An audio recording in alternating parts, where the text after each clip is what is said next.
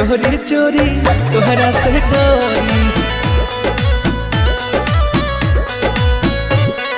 पागल कइले रूपवा बा तोरी, मिलबो चोरी चोरी तोहरा से गोरी। पागल कर दे की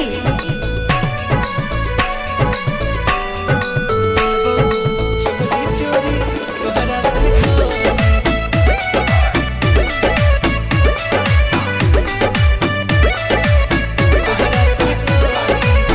जान हो मिलान होई आज यही शाम के, हाँ। बच के बचा के तनिका आराम से। अच्छा ठीक है हम हल्का मिले रही की